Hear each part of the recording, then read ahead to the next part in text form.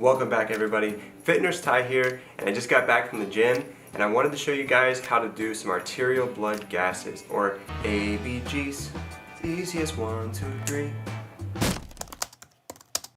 First and foremost though, I need to get changed, so let's do it. There we go. Alright, let's get started. Okay, so what you see here are the normal ranges for arterial blood gases. We have pH, partial pressure of CO2, and bicarbonate. Now, I hope you guys know that below 7.35 is considered more on the acidotic side, and above 7.45 then you start going into basic or alkalosis. So the very first thing, number one, that we should do when assessing ABGs is look at the pH.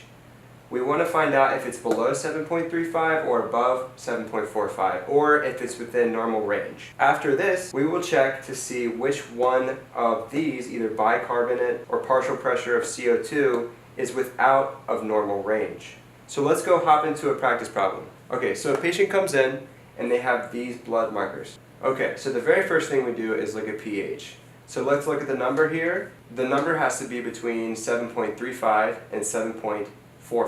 This number is below 7.35, so we're going to say that this is acidic acid.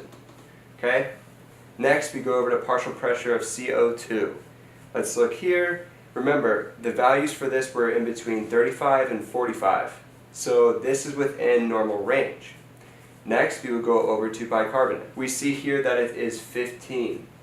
The normal range was 22 to 26, so this is below. So we're going to go ahead and circle this.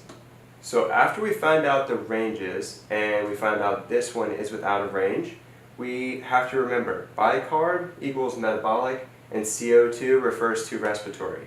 So if we remember that, we can easily assume that this problem, this patient, is going to have metabolic acidosis.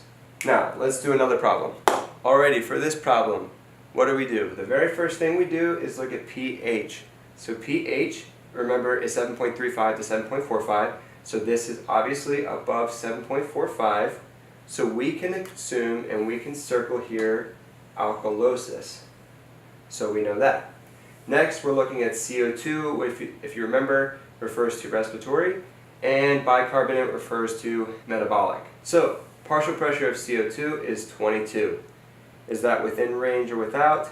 That is below range. This is 35 to 45. So this is below. So we can go ahead and circle this. And if you remember, CO2 refers to respiratory. Now let's just check bicarb over here. Bicarb, remember, is 22 to 26, and that is within range. So we can assume that this patient has respiratory alkalosis. Alright guys, so we're going to do one more problem really quick, and this kind of goes into the compensatory mechanisms. Alright, so let's get started. Very first thing, we look at pH. pH is 7.35, again to 7.45. We can see here that it's below 7.35, so we can say that this patient is acidotic, so we'll circle that. We'll go ahead and circle that. Next we go to partial pressure of CO2, which refers to respiratory. Remember, partial pressure of CO2 is 35 to 45, depending on what units you're using. So it's 35 to 45, this is obviously way above 45. So we will go ahead and circle this, and we can circle this. Now let's just go over here and look at bicarb.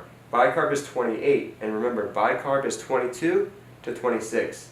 So as you can see, it's a little bit above the normal range at 28 here. So maybe we can see some compensatory mechanisms taking place. But it's safe to assume that this patient has respiratory acidosis. So guys, there it is. It's as simple as that. All we really have to do is remember these values, and depending on what units you're using, it may be different. But we just have to remember 7.35 to 7.45 for pH. Partial pressure of CO2, which refers to respiratory system, is 35 to 45. And remember, bicarbonate is 22 to 26. And this refers to the metabolic side. Alright guys, I just want to thank you for watching the video. If you have any questions, leave them in the comments below. I definitely will be doing more tutorials like this. So if you guys have any trouble with anything, shoot me a comment and I will try to make a video on that. Alright guys, that's it. Fit Nurse Ty signing off. Peace.